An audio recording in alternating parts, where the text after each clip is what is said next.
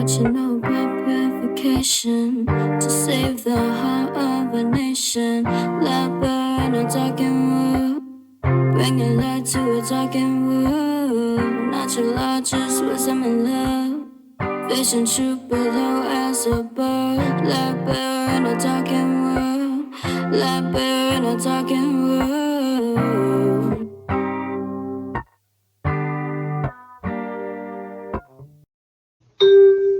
Welcome to the Affirm Life Daily Podcast. I'm your host, Cynthia Mitchell. Thank you so much for joining tonight. I have a very special guest, and we're going to be talking about an extremely important topic that I think is often overlooked.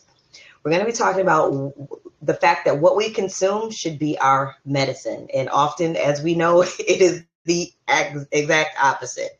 So my special guest is Sara Cross of Timestrider Radio, and I'm going to give her a chance to introduce herself and tell you a little bit more about her and where you can find her and the focus of her work.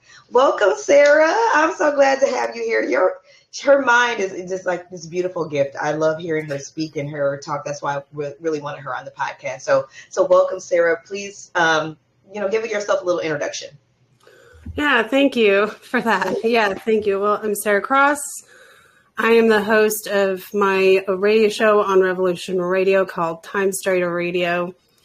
I am the former host of the Crosstalk show that was there, but the show's gone through some growth, like everything has to go through at times.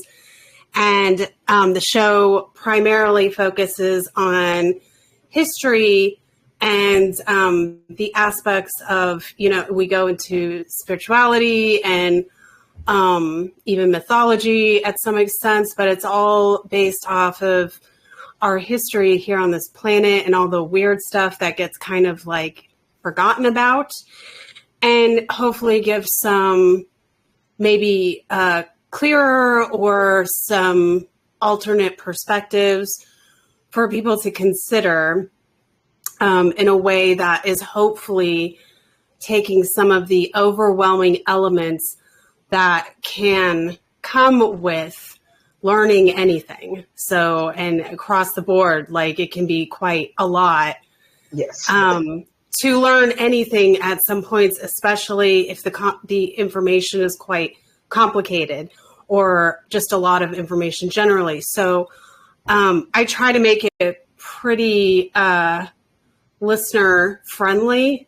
So if you're interested in that kind of stuff, I love the history. I love history. I write about history quite a bit. I read about history and spiritual stuff as well quite a bit, and produce a digest magazine for it as well. So it's a project that I've wanted to do probably most of my life, and now it's just nice to be able to use Revolution Radio and be part of that family as well. So that's awesome, and I love the changes that you've made. I followed you on Spotify, and I was listening in, and I love the way that you've just expanded everything, because history is important. We can learn a lot from history, so we don't keep repeating the same pattern. So I'm thankful for people like you who take the time to really make that type of information available and digestible. And so, tell them all the platforms that you're on so that people can find you. So people will be able to find me on Spotify, YouTube. Now are the newest parts two of the newest things I've added. But it's also on Rumble and Odyssey if people prefer those platforms. I'm also on Substack, which I am a hugely stupid fan of Substack. I love Substack, mainly because it's for readers. So it does everything like podcasts and everything, but it's for readers.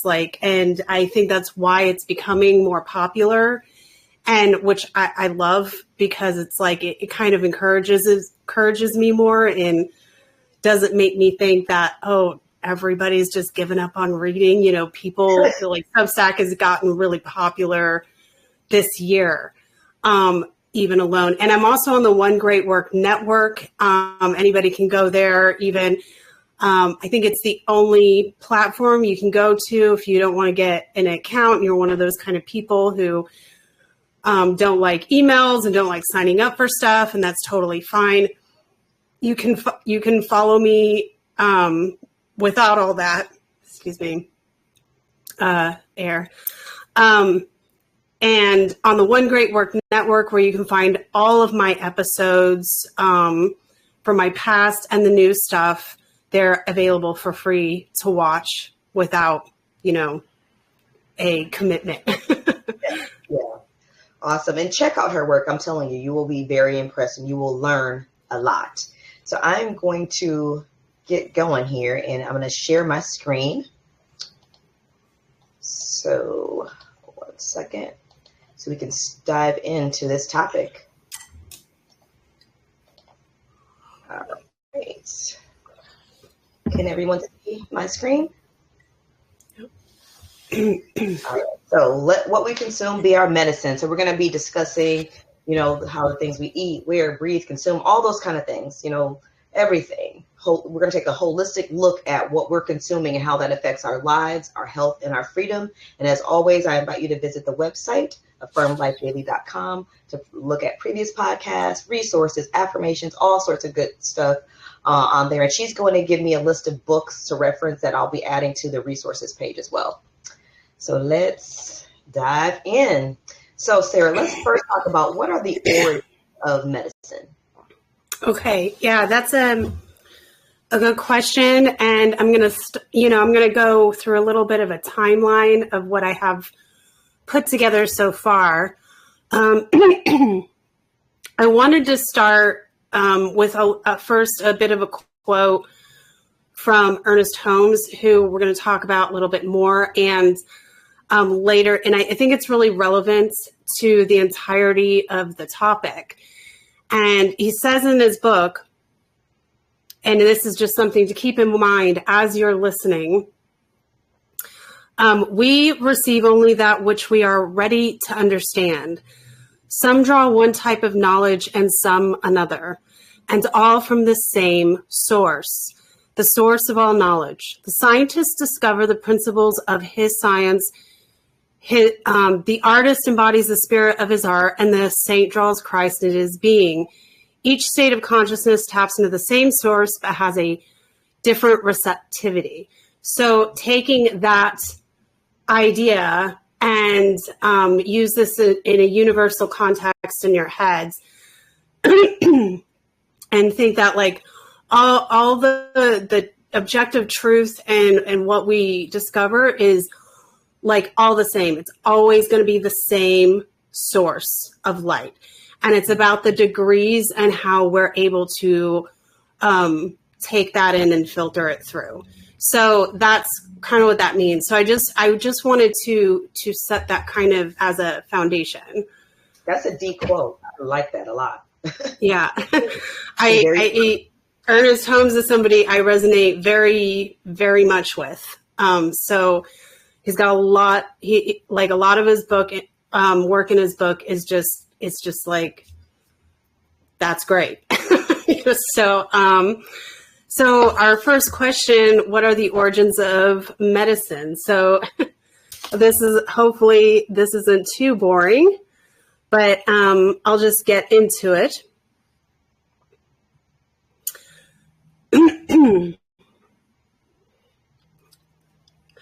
So the origins of medicine can trace back to prehistoric times. To understand and heal the body was used as a combination of natural materials, so such as plants and minerals, ritual, firsthand. Observation was used quite regularly. This was the main. So that's not really different from today.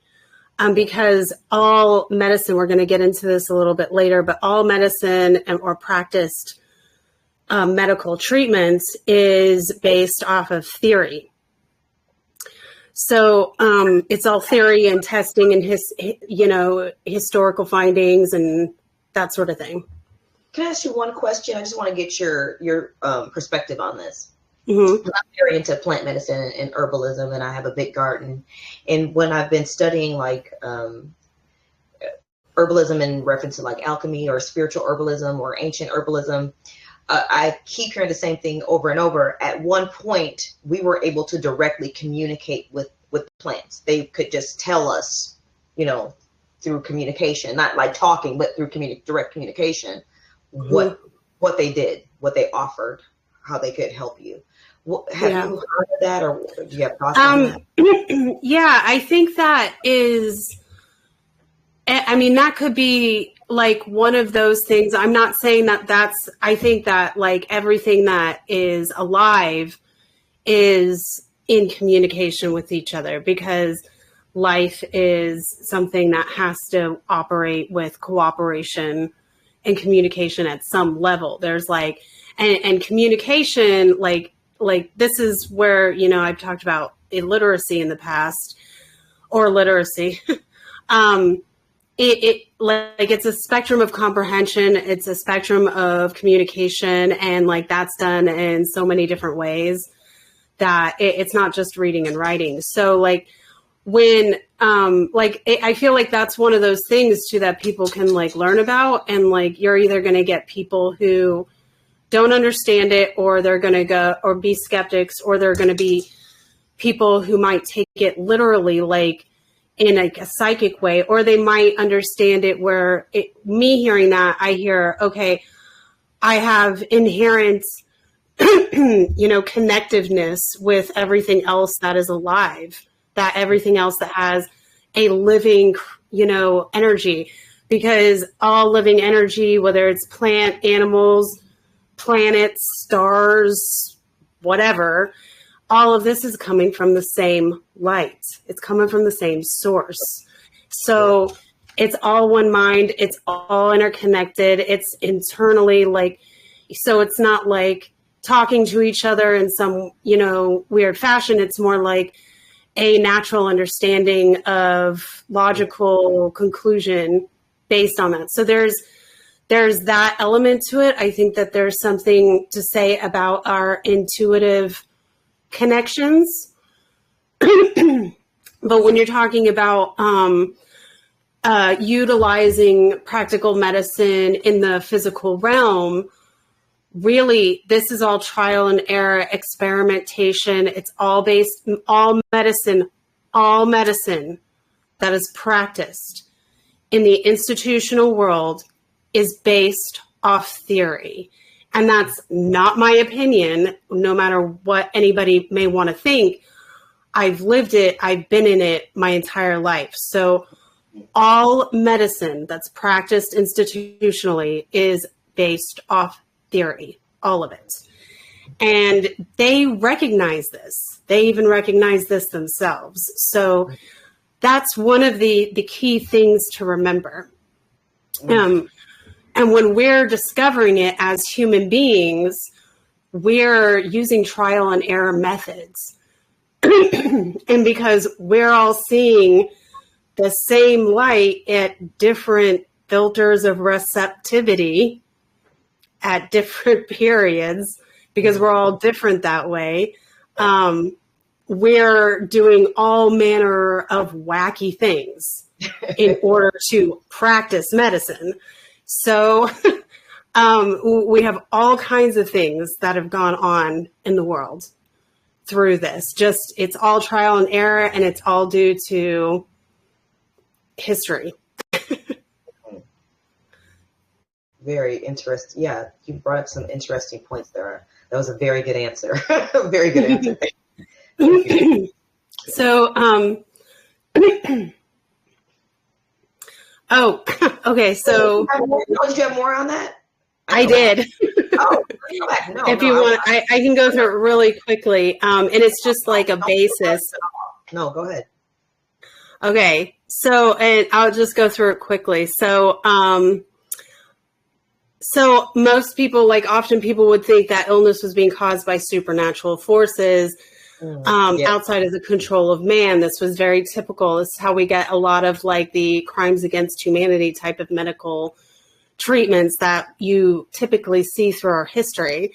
But there is archaeological evidence that there was advanced science and medicine being being practiced at, in our ancient past, including a surgery called trepanation. Trepanation is where we get the oldest surgical method that they use to treat in medicine, which is essentially just like drilling a hole in your head somewhere. And this goes back to, if you've ever heard of lobotomies. Yes. This is where lobotomies come from. And what they thought it was like releasing the demons out of you to make you healthy. So lobotomies was a lot of the same idea. They did lobotomies to release the mental illness, cure you. This was only as early as like the late 1800s. So a lot of these things are very antiquated, and certainly medicine is not as advanced as it should be. But we did get more formalized medicine did come out of, they think, Egypt, where they actually kept records. That's the reason why we have medical records today, and things like prescriptions.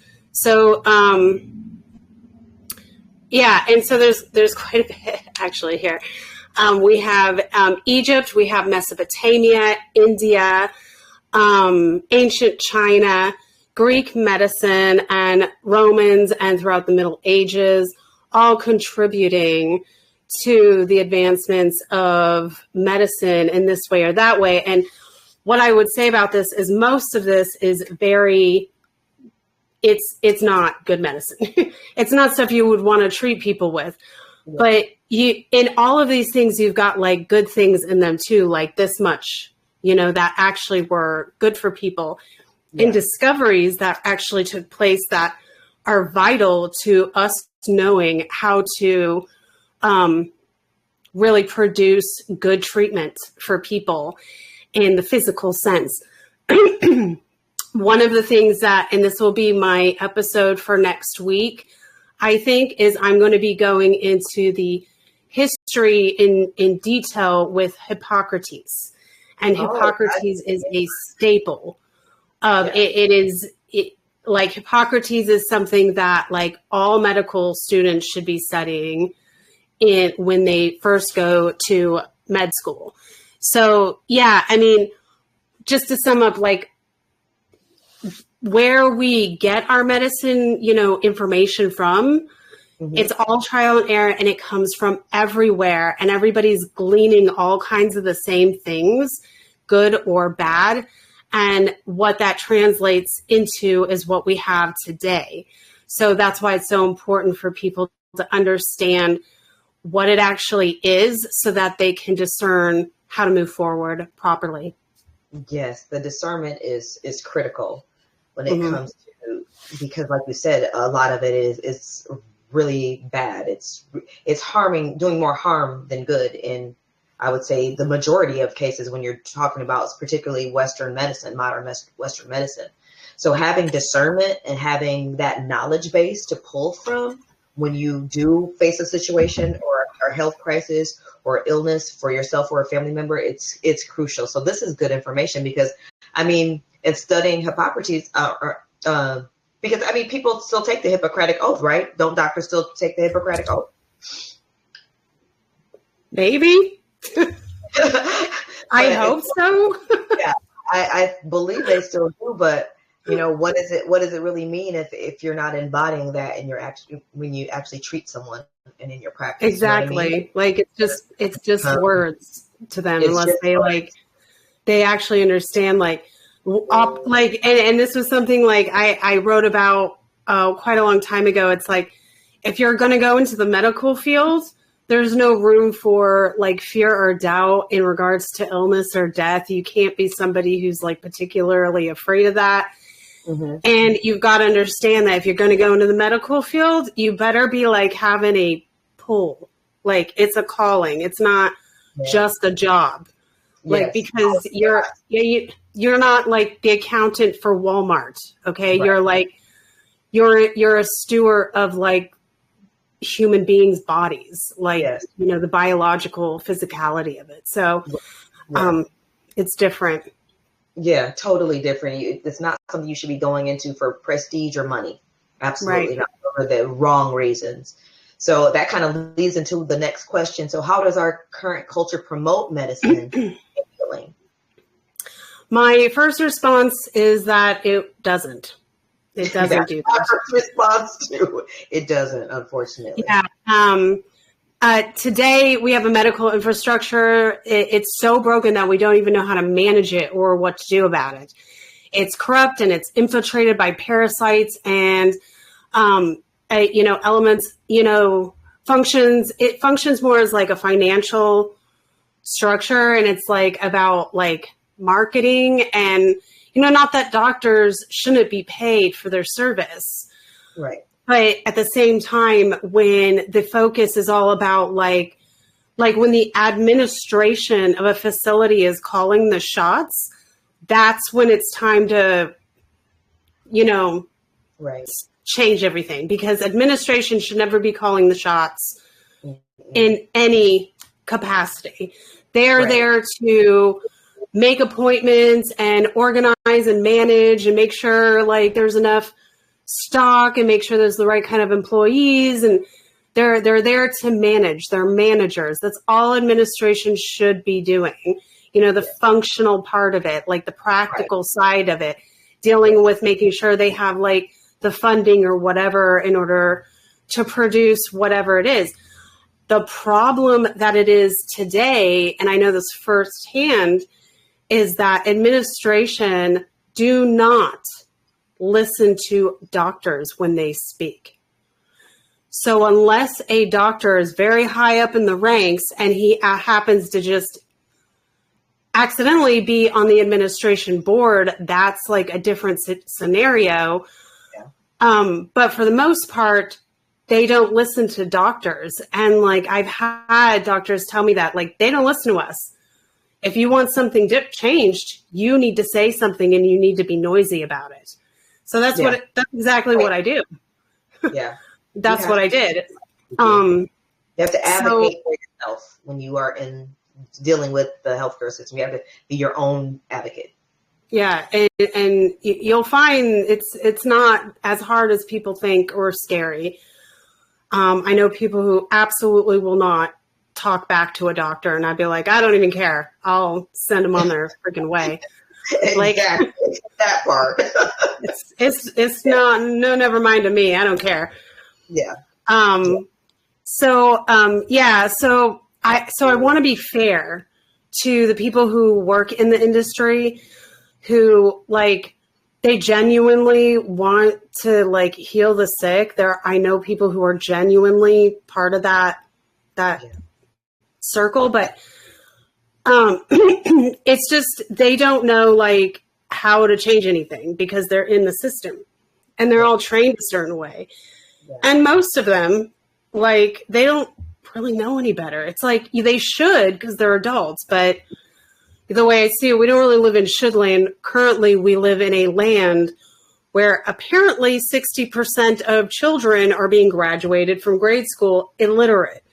So that's going to take a toll on the comprehension level of everything that a person knows what to do.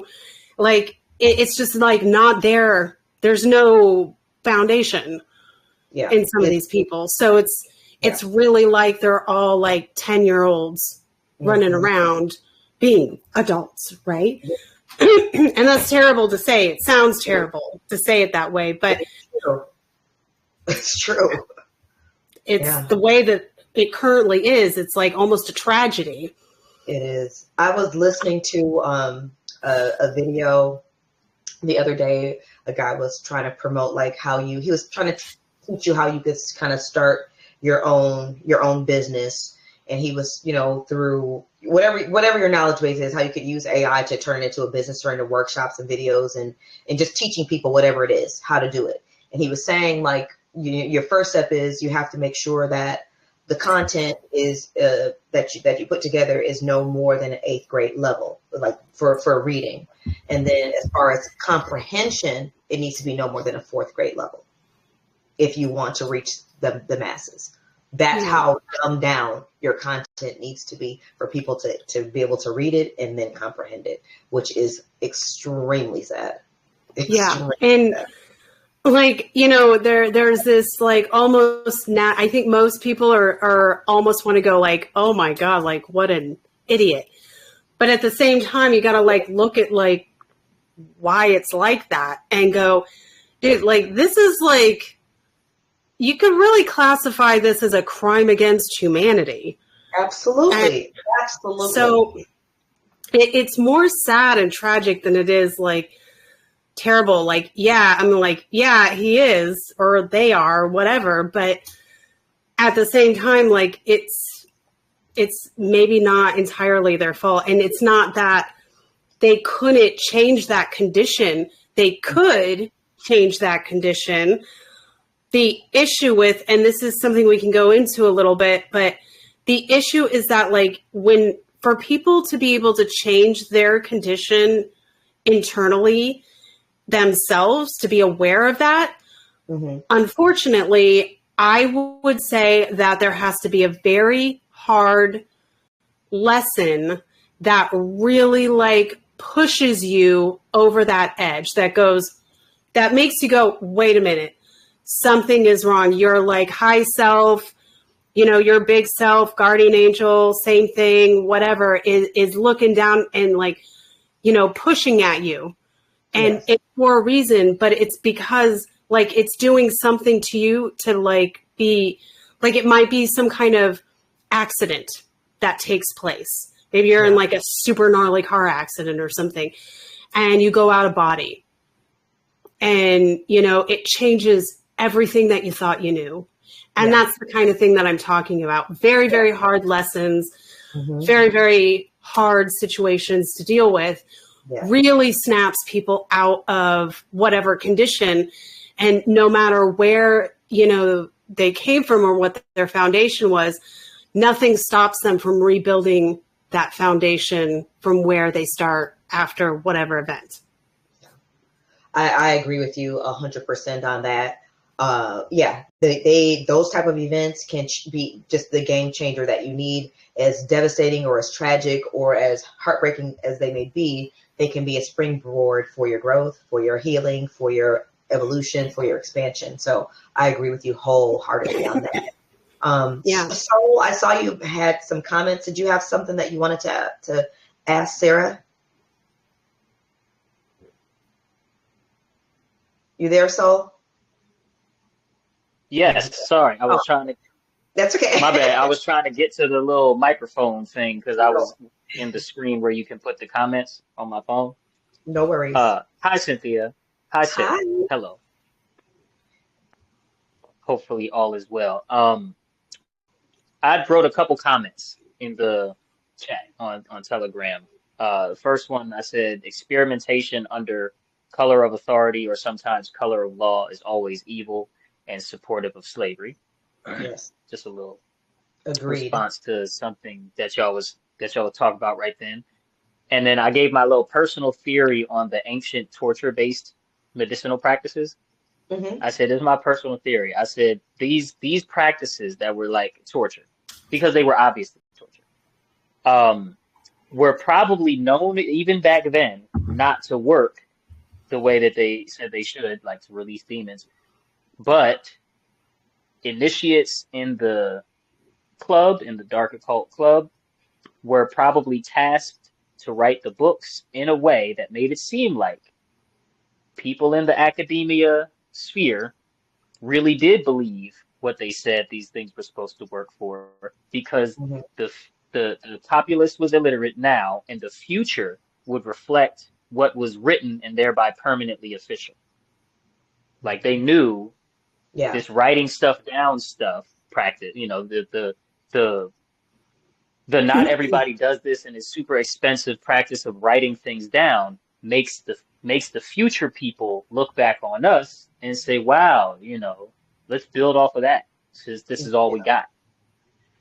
And then I said administrative officers are always used to gatekeep real change, even if the change would solve the problem better.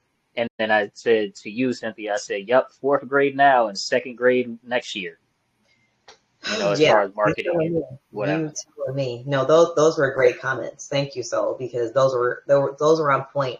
And yeah, I definitely think some absolutely knew what they were doing was not medicinal and it was torturous.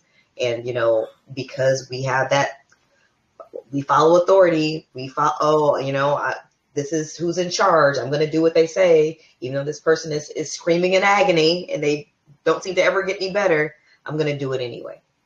Right. No, Yeah. I mean, I would agree to that, in some context, but I'm going to say that there is a spectrum here that goes on. It is not black and white.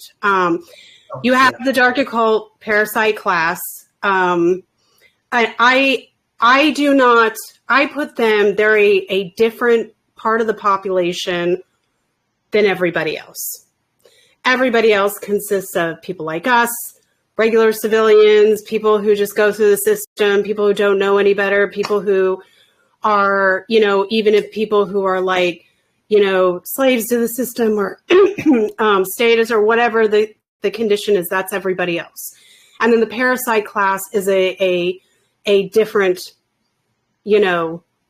separate population. Right. Like I separate them distinctly. So yes, you have the parasite class who is influencing the rest of, everybody else, the civilians.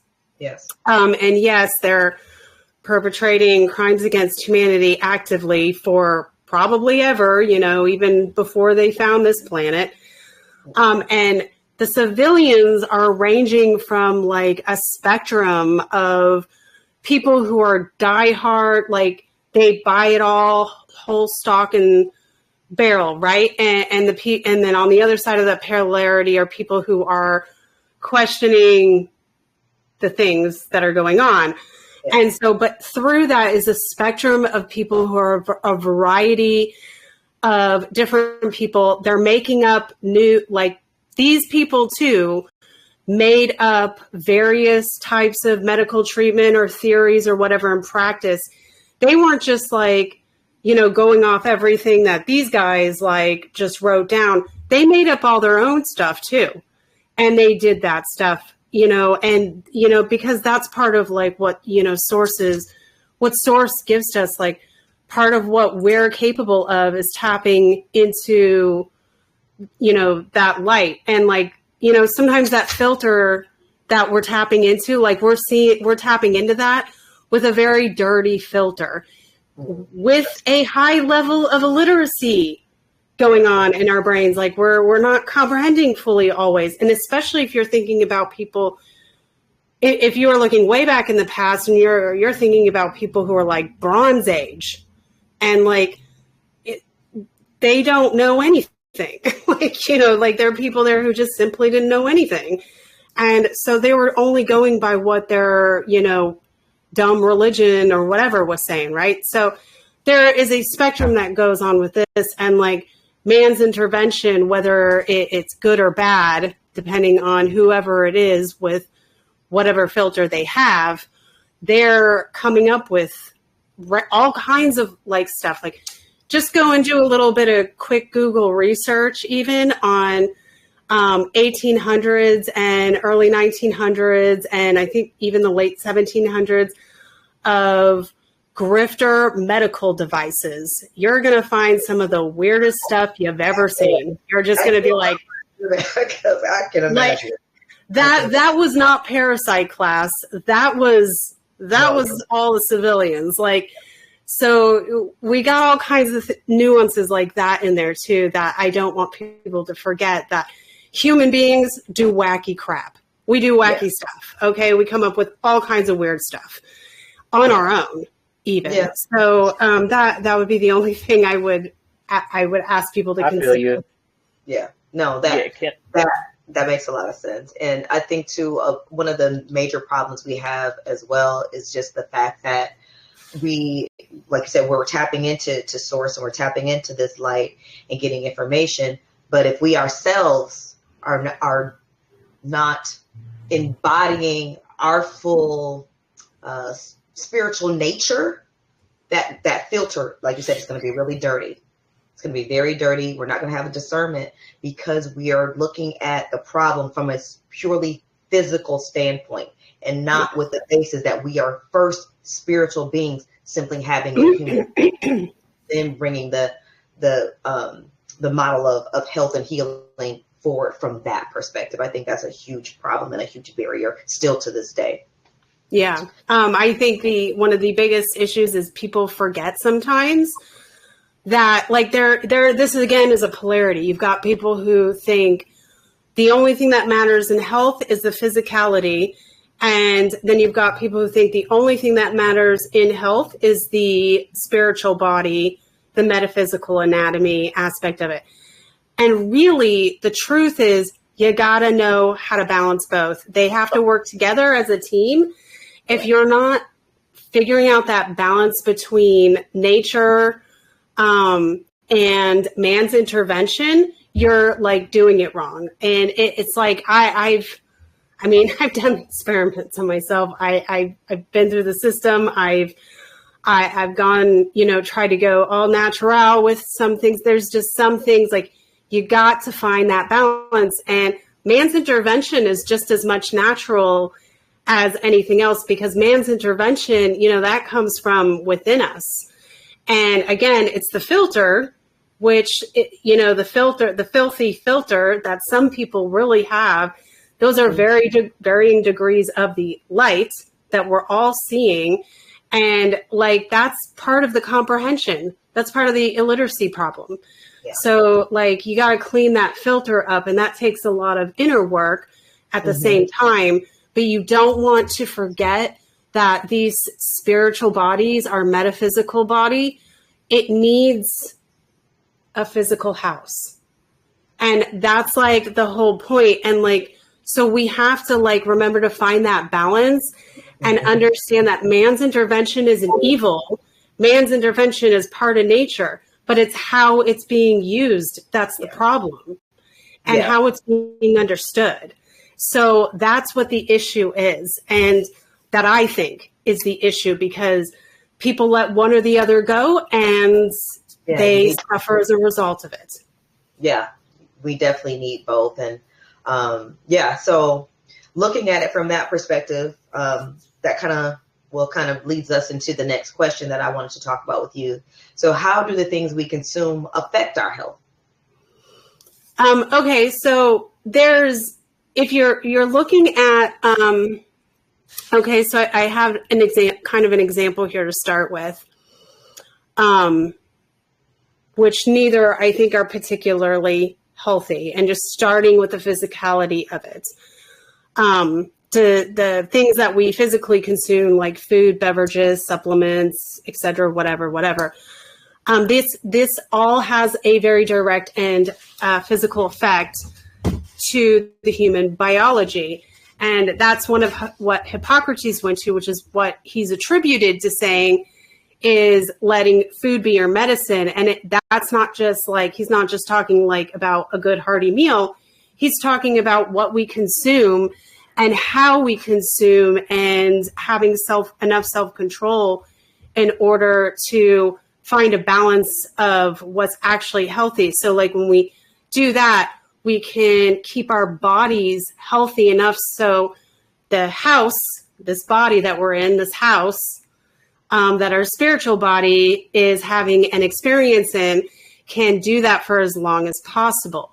So I'll give an example of this polarity. You have people who eat too healthy. And yeah, I do think there are people who do eat too healthy. Like they're obsessive about it, overly paranoid about their health. It's like almost a form of hypochondria.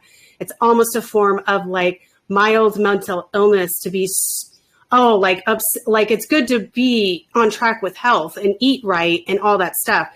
But there are people who do it to such an extreme that they forget to actually eat things that are nutrients. So they don't find the right healthy foods to eat.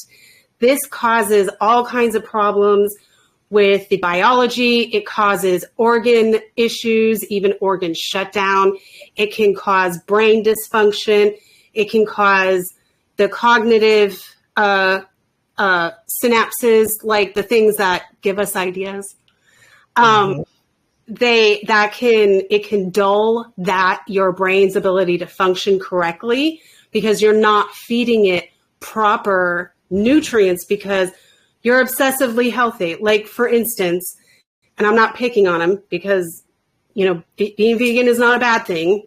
I just encourage people, if you're going to be vegan, be healthy with it. And there's ways to do that. But so many of the vegans I know, they are some of the most unhealthiest people I know, unfortunately. Not all of them, but they're doing things like buying store-bought, chemical, probably cardboard-made tofu and things of that nature. And they're not including like other elements into their diet. And they're not even eating really a lot of vegetables or fruit. They just eat tofu because, tofu is totally healthy. Well, soybeans are healthy. You actually would get more benefit from just eating raw soybeans than you would tofu. So very, very few people even go out and look for like organically made tofu. And that I've seen a lot of people really have a lot of bad dietary issues with that problem. And it's just something I've observably seen, being somebody who's like been in hospital a lot with other people who have these kinds of issues. So that's like one side of the polarity. And it creates, it can also like create problems with your metabolism, your immunity system, all kinds of issues, right? So eating too healthy, it doesn't matter if it's vegan or otherwise, like too healthy to the point where it's actually detrimental to your biology. Yeah. And then you have the other side of that polarity, which people are eating too unhealthy. And this causes a lot of the same issues, only it's the other side of the spectrum. And that manifests firstly physically because it affects you. Your physicality is going to affect you first, where the other side is more like psychological, mental, spiritual detriment that can force your body to waste away. The other side, where people are eating too unhealthy, are the same problems. They get all the same kind of problems. It's just the physical problems happen first, primarily. And you've got to, like, neither is like particularly healthy to like keep this shell that we're in up to date. You got to find the balance. Like, it's okay to eat a little, it's okay. Everybody should eat healthy. I'm not saying that, but find a balance. Like, don't go so healthy or so unhealthy that you're actually degrading your physical biology. Yeah. And, it's okay to eat a little ice cream sometimes.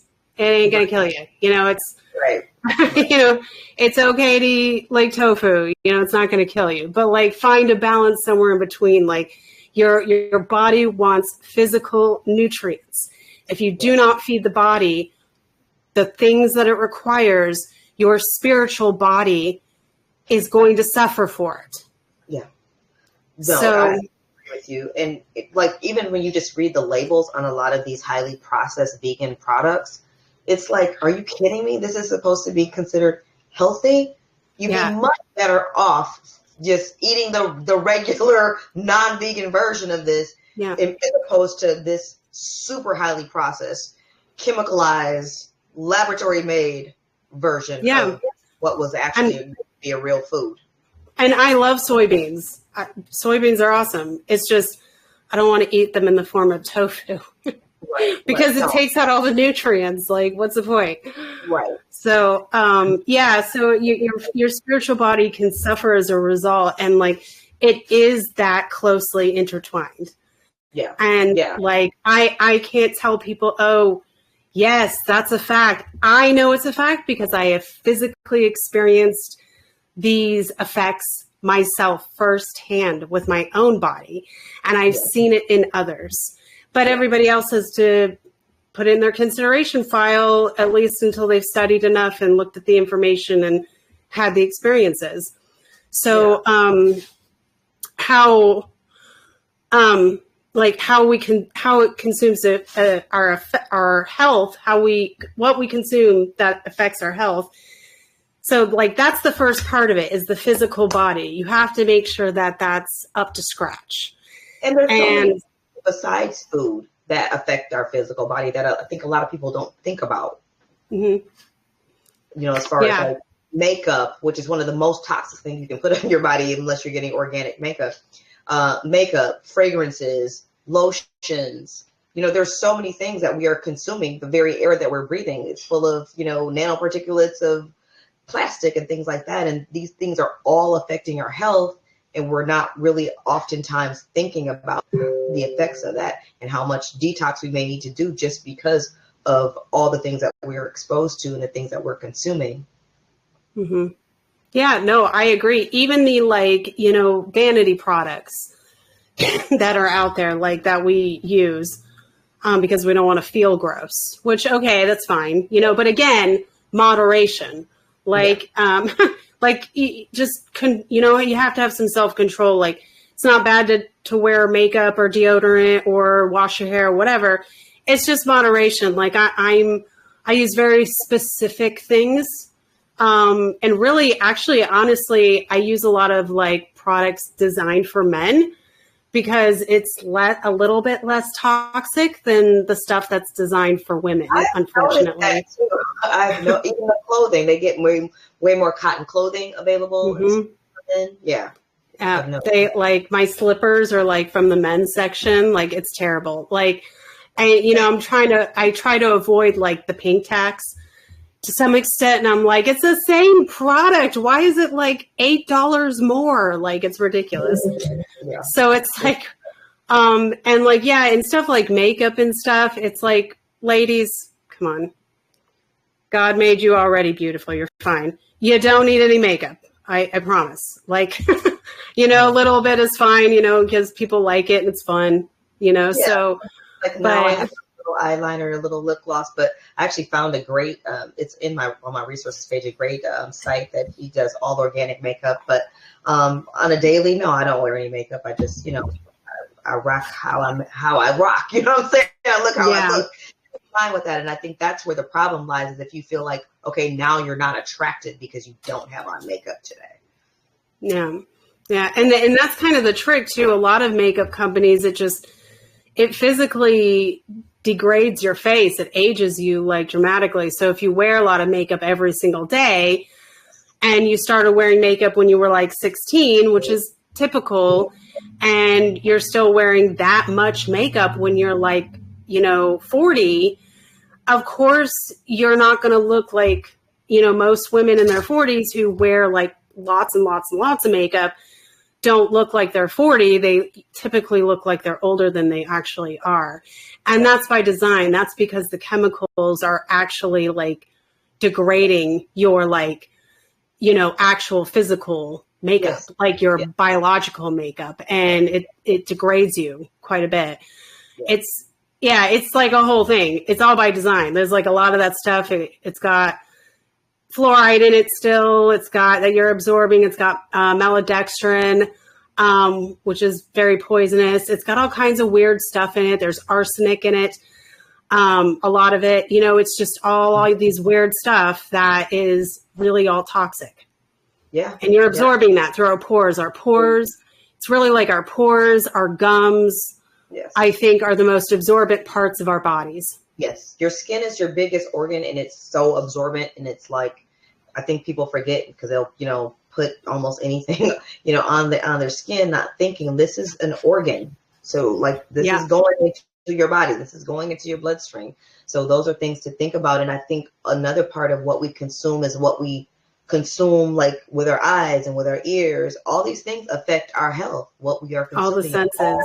Ways. Yeah. Yeah, absolutely. And so that goes into like what we're consuming metaphysically, spiritually. So this all comes into our health as well. And I'm going to say, I know it's a fact, but everybody else consideration file, but how we produce spiritually also matters quite a bit. if it's input, good input, output, bad output, it's garbage in, garbage out, that kind of thing. It's like, so I'll give a quick example of that. Like if we're of the mind to be very like negative and generally like doomsday or generally very fearful of this or that or whatever, we're going to be producing an energy that will physically manifest into our immediate environments and into our physical bodies and will cause physical illness as a result.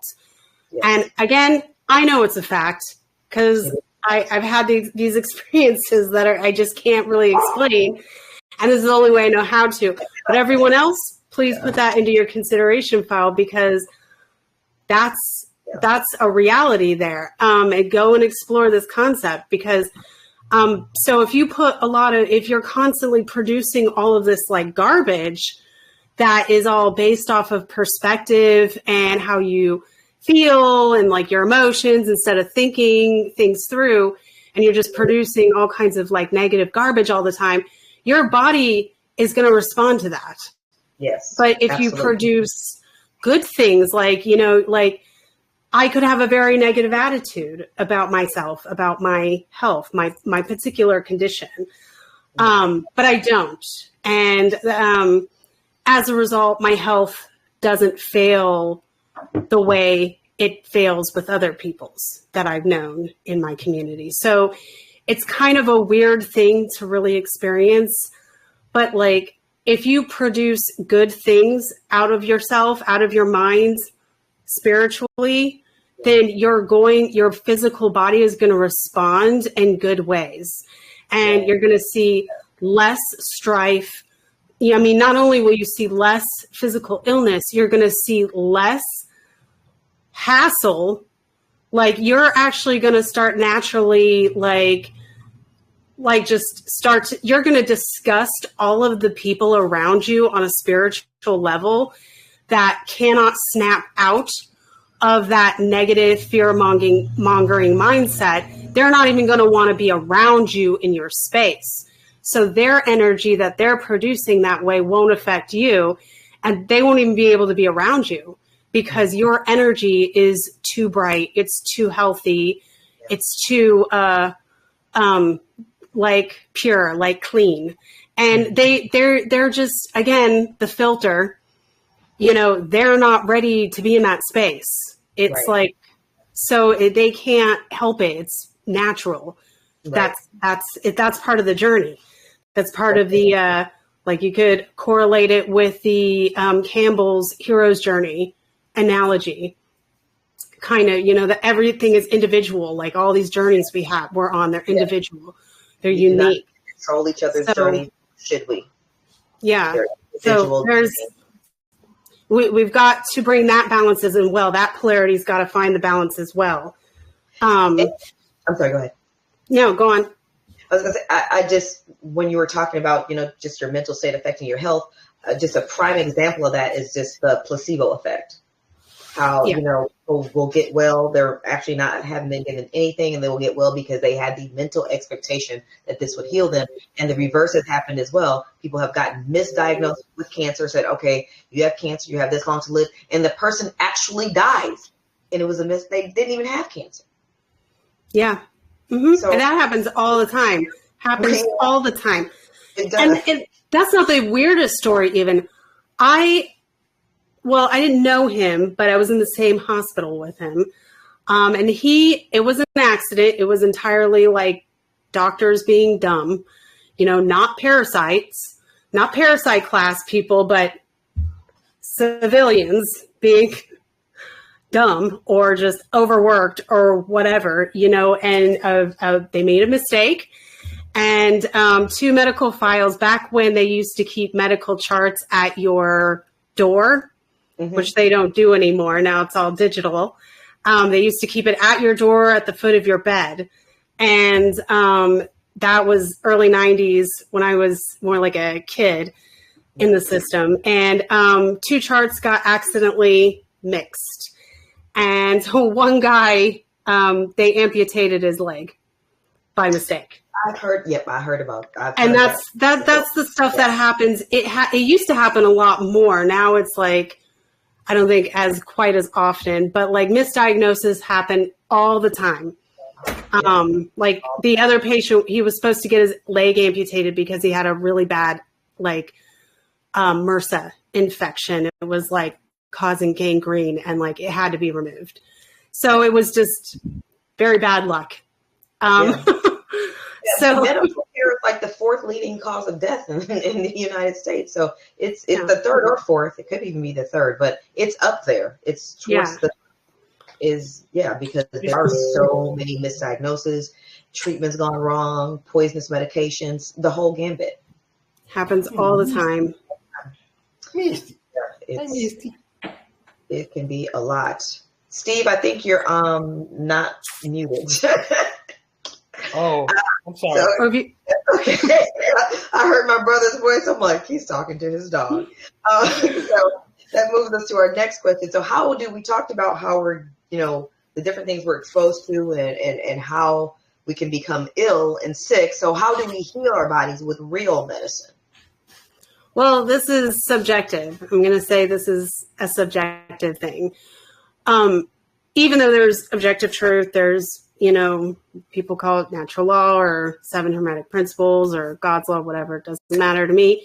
It's all the same really to me, but that part of it is objective. But like, treating with real medicine, this is subjective. Like, so, and I say that it's subjective because again, we're all individuals operating in our own journeys, our own like physical and spiritual journeys.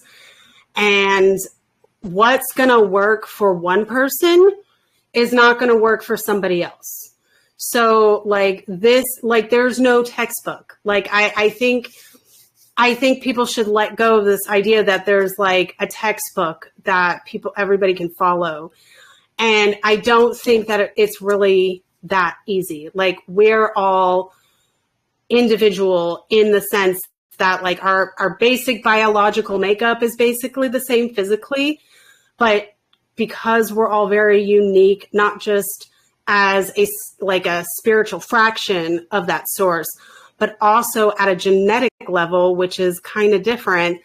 This is the reason why there's no one size fits all. And like what works for me is not going to work for you. Like there are people who've never taken any kind of medicine whatsoever their entire lives. They're like hardcore cowboys. They're just like, it's fine. It's fine. Like they get like a big gash in their head. And they're like, can you just like, I don't know, glue it up or something? Like I know people who do that. Like it's crazy. Like, and I'm like, oh my God, like you want me to glue your head back together? And I'm like, yeah, it's fine. It's fine. Like totally like hardcore cowboys. And I'm like, okay. And then there's people who go all the way to the other side of that spectrum and like they'll go to the ER for every single little thing. And like, which is really like stemming more into like mental illness, hypochondria, problems and stuff. And then you've got people who are hopefully in the middle, finding that balance. Again, you gotta, because this is a polarity. Yeah. You got to find the balance. Again, it goes back to finding what's right for you as the individual through trial and error. You've got to make that. You've got to go on that discovery process. Mm-hmm. It's the only way. And you've got to find the way to balance man's intervention with natural means and come in the middle somewhere. Yeah. And you're going to find that balance, but it's entirely individual. Like I said, some people don't need to do anything. Like they never do anything with it. Doesn't matter what it is, And then, but it's like, some people like myself, we really actually require man's intervention to be active. We need man's intervention, human beings' intervention, their creative force that's in them. We need them tapping into that. And we need them doing it in a moral and ethical way so that we can balance and find that balance for the individual. And there should be no one size fits all for any health condition, whether it's, spiritual or psychological or physical, there should not be one book that fits all. That's one book calls it all. Like, here's the instructions. There shouldn't be any book like that. So I think that's important. That what you're saying now is critical, that people understand that, because I feel like people can really be bullies nowadays. Oh, you don't eat like this. Oh, you don't exercise like this. Oh, you're just, you know what I mean? It's like, no, I don't. This is what's working for me, and I'm healthy right now. So why would you down what I'm doing? And I know my body better than you know my body. Yeah, you know what I mean. But I feel like there's a lot of judgment and there's a lot of bullying when it comes to, the choices people make for their lifestyle, for what works for them as a healthy lifestyle, and what works for them for medicine and healing. Right. Yeah. It from person to person. Yeah. And it takes personal responsibility. You have to really understand how to own yourself.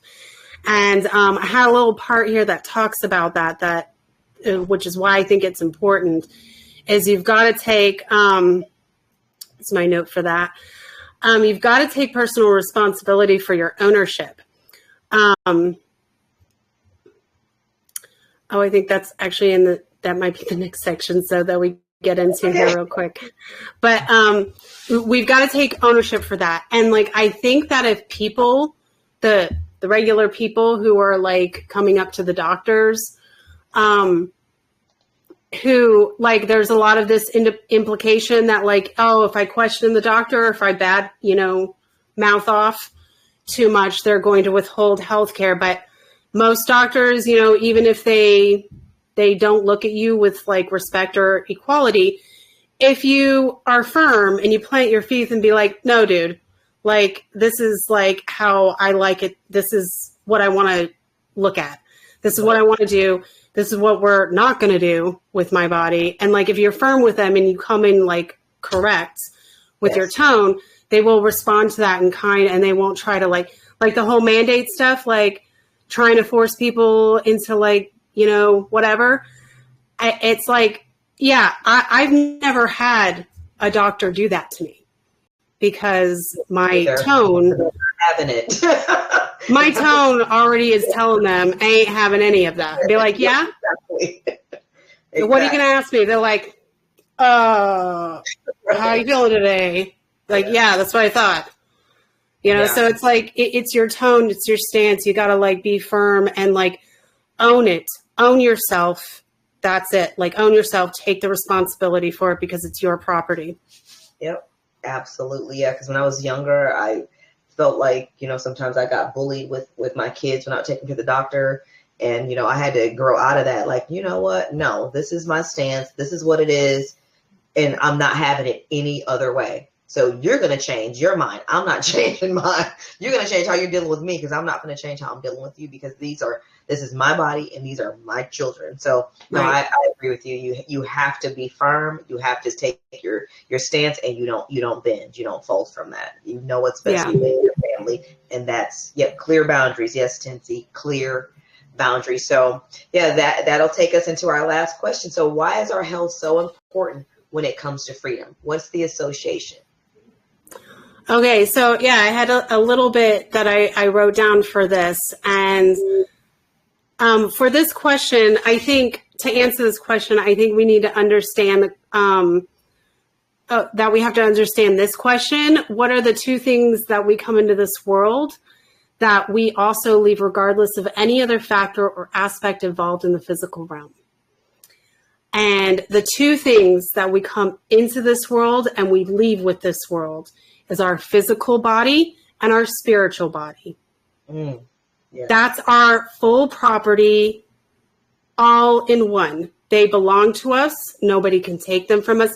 They can trick us into thinking that they don't exist, or that they don't really belong to us, or that, other people are entitled to whatever thing they think, and in regards to your body.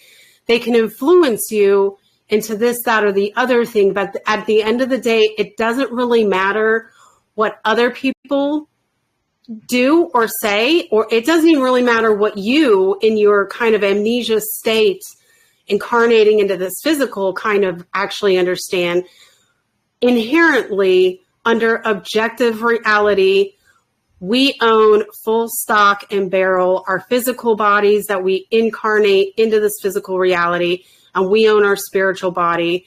And that's it. Like, we own that. Like, it doesn't even matter what we know. Like, we could be completely oblivious to this as a concept. Yeah. But regardless of that, we own it. And so I kind of feel like I was thinking about it, and I felt like to answer that question, I wanted to like explain that, that why is our health so important when it comes to freedom? It's about, so how did I put this?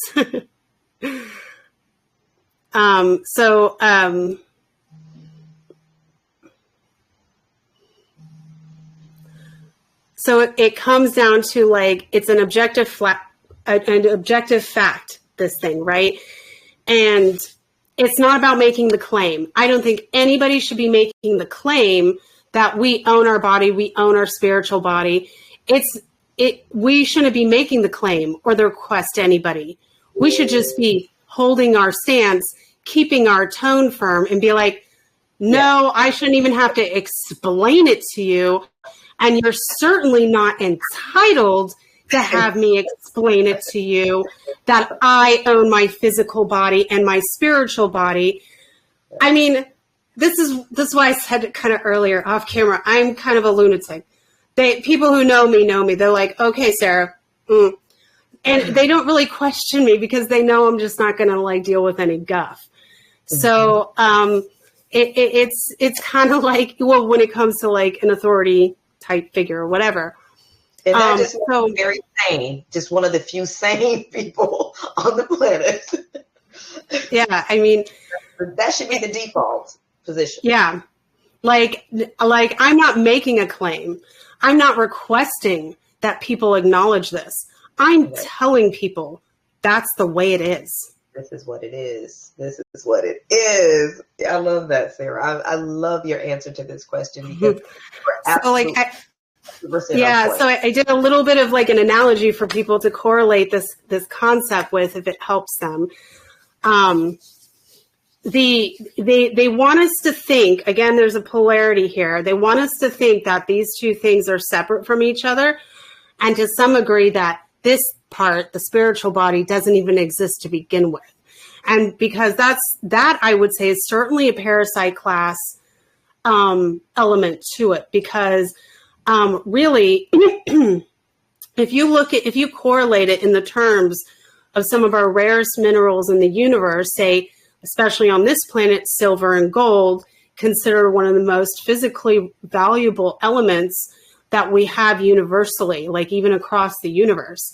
If you were to correlate that and think of our physical body as silver and our spiritual body as gold, it would make entirely too much sense why the parasite class wants to like remove the aspect of the gold out of our perception. So we're all hoarding and scrambling for the silver when it's only half the picture and not nearly as valuable as the gold, which is inside. The gold is our source. It's our fraction of source. It's who we are, really. It's the fraction of us that incarnates time and time again through the stream of consciousness into the physical reality. Girl, you taking us to church. That was a beautiful analogy and a beautiful answer to that question. I absolutely loved it. I resonate with it so strongly. Yes, thank you. Thank you for that. Thank you for that so much. Was there anything you wanted to add to that at all? No, I think, I hope I explained myself and answer the questions to everybody's. Anybody has any questions, they can email me or whatever, and contact me. I'm not going to do a lot of questions just because we are over time, but if anyone has a couple questions or a little feedback, jump on in while we have this beautiful mind with us right now. No Yeah, question. peace. Okay, go Again, ahead. hello. So I always got something. I don't know why. There's something wrong with nothing wrong with that. me.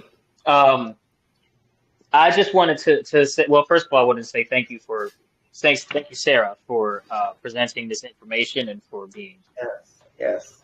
It's awesome. uh, a part of the real seekers out here. Thank you, sincerely. And then I wanted to say that there are some hospitals, medical staff, people employed in that industry that have violated beyond belief. And there, I just wanted to acknowledge from earlier part of the conversation where it was being said truthfully that when you deal with these people, you have to, keep a strong, firm tone. Don't fold under their, perceived authority and their lab coat. And I just wanted to also acknowledge there are a few that some people have died, some people have been thrown in a cage, some people have been medically injured, even though their tone and their advocates' tone, their paperwork, all of that was correct, and they never folded and never gave consent of any kind. There are still so many documented on camera, some documented just via the court filings and newspaper stuff, where, especially in pediatrics with vaccines, especially them, they are some of the most with the largest rap sheets of offenses in this thing here. It's the pediatrics with the vaccines, but they, they'll do the injury, they'll kill somebody, whatever, and then the hospital will settle out. They won't even lose their job, and they'll keep it moving. I just wanted to acknowledge that Yeah, sometimes no. it's not just your tone, but yeah. Yeah, no, But not to say that that's absolutely. wrong. Absolutely. The list, I could write a book of the medical horror stories that have been told to me by other patients, where even by some doctors, where they're like, I didn't even understand what I was looking at until later. And the horror stories that come out of the medical industry. And we won't even get started into talking about what happens with the transplant industry. So it's absolutely, you're absolutely right. There are some hospitals I wouldn't go to if I was like dying and bleeding out dead in the street. And I'd be like, no, thank you. It's fine. I'll just die here. I'll just die here. Yeah. I'll just die. It's fine. It's fine. I'll see you later. It's fine. Just somebody have a baby. It'll be fine.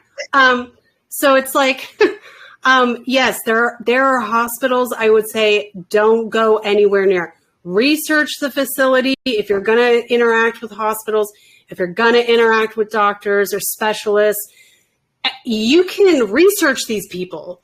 You can go and do full background checks on every single one of these facilities. And even though you might not find the real dirty gritty behind it, you could, if you were playing the Sherlock Holmes, discerning detective, type in, keeping a good perspective, you could kind of like glean, like, maybe not this place, or this guy over here. You can do full background checks like that, at least give you a precursor of a history of these facilities and the type of people. You can look up most all of them. Even you can look up a lot of them even on like Wikipedia, and that might not tell you all the real facts, but you can see a bit of their history. And like a lot of these people, like they're easily researchable, and you can I'm extremely picky. I am so picky to the point where it's like irritating. To this point, like there's like, I'll give you an example because I don't care. Like, what are they going to do? The Cape Cod Hospital in Massachusetts, don't go there. Just don't go there. Like, you're going to walk in with like a broken leg and come out with like, I don't know, the plague. It doesn't matter. It's the way they operate. And sometimes it's the way they operate, depending on the facility. You might have a facility that operates because it is a fully controlled hub of a parasitic class medical facility, and they're doing things that, like you'd have to have like special circumstances to even be in as a patient. You probably have to have a lot of money. And then there's hospitals that function in that poor way simply because you got a lot of illiterate doctors graduating on a D average. And people don't think about that. Doctors can graduate from med school on a D average. And you have a right to know that. It means a lot. You have a right to know that. Yeah. So those were very good points. Thank you for bringing that up, Sol, because that is, and your comments were right on point. We have to do our research, our bodies, and we have to take ownership and do our homework. We have to do our homework. This was a great conversation. And the research is part of owning the responsibility of the things we own inherently, our physical body and our spiritual body. That's part of the responsibility. They're only influence. It's up to us to produce. Yep. You are 100% correct. 100%. So I just want to give a quick shout out for our next podcast. It will be on Wednesday, November 12th at 7 p.m. The Transformative Power of Gratitude. I don't know if Casey is still on with us, but it'll be special guest Casey Corbin. Very special person to my heart. And I'll explain more about that on the podcast. But that'll be powerful. And it's right around the holiday time. We're supposed to be giving, Thanksgiving. So, we're going to talk about the power of gratitude and how many people are actually really grateful. What's the status of gratitude in our society and culture, and what is the power of it, and how can it transform our lives physically, emotionally, spiritually? So that'll be coming up soon. And, as always, I invite you to visit the website, follow on social media at Affirm Life Daily. This is the website at affirmlifedaily.com. Your support is needed. It is necessary. I'm asking for your support, because we are trying to spread this message of truth and freedom. And it takes a village, people. It takes a whole village to do this. So I do need the support. And I believe, Sarah, you said you wanted to end with affirmation for us? Yeah. So it's part of the reading list that I included. But there is a affirmation that I really like that comes from the book, The Science of Mind by Ernest Holmes. He's got quite a lot of them, but this is one I particularly like. So it's really quick. And if everybody is happy for me to read it, and maybe just think of it as sort of a bit of a prayer, to hopefully help. So if we're good with that. Yes, we're good with that. That sounds wonderful. So, okay. I am a center of the divine mind, a point of God-conscious life, truth, and action. My affairs are divinely guided and guarded into right action, into correct results. Everything I do, say, and think is stimulated by the truth. There is power in this word that I speak, because it is the truth and it is the truth. There is perfect and continuous right action in my life and my affairs. All belief in wrong action is dispelled and made negative. Right action alone has power, and right action is power. And the power is God, the living Spirit Almighty. This Spirit animates everything that I do, say, or think. Ideas come to me daily, and these ideas are divine ideas. They direct me and sustain me without effort. I am continuously directed. I am compelled to do the right thing at the right time, to say the right word at the right time, to follow the right course at all times. All suggestion of age, poverty, limitation, or unhappiness is uprooted from my mind and cannot gain entrance to my thought. I am happy, well, and filled with perfect life. I live in the spirit of truth and am conscious that the spirit of truth lives in me. My word is a law unto its own manifestation, and I will bring to me or cause me to be brought to its fulfillment. There is no unbelief, no doubt, no uncertainty. I know, and I know that I know. Let every thought of doubt vanish from my mind so that I may know the truth, and the truth may make me free. So that's one of my favorites.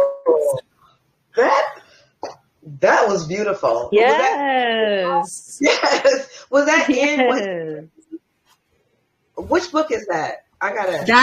That is The Science of Mind by Ernest Holmes. It's my favorite book. You couldn't like take this book out of my cold dead fingers. Like, I mean, you couldn't pry it out of me. Like, it's really one of my favorite books. It's full of like notes and highlights. That is good as perfect. That'll be purchased tonight. That was a phenomenal prayer. Oh, Sarah, this is one of my tops for podcasts that I've had. This was amazing. Thank you so much. I definitely want to have you back on if you're open to that. This was beautiful. It was informative. It was deep. I really appreciate this. I loved it. I loved it so much. Yes, thank you for having me. I appreciate it. Yes, and please support her work. Again, please tell people one more time where they can find you, Sarah. Well, I have a Telegram chat room called Timestrider Radio. It's a private chat for like people who want to have like real conversations without like trolls and hecklers. So I do have that, but you can find me at Linktree as well. And I'm on, that has all my everything, has Spotify under Timestrider Radio. If you go to Spotify, if you're on that, or YouTube, or Rumble, or Odyssey, or Substack, or the One Great Work Network, you can find me at the One Great Work Network just under Sara Cross, under the creators, and all the other platforms. It's Timestrider Radio. Timestrider is one word. So you should be able to find me there. And if you don't, you could always send me a message or join the chat room or email me. And I'm happy to send you on any information you would like. Awesome. Yes, please again support her work. And of course, when I post this, there'll be a link to her Linktree as well. And thank you all for joining us tonight. This was a wonderful podcast and a wonderful conversation. And infinite grace, love, and gratitude to you all. Thanks, guys. Thank you.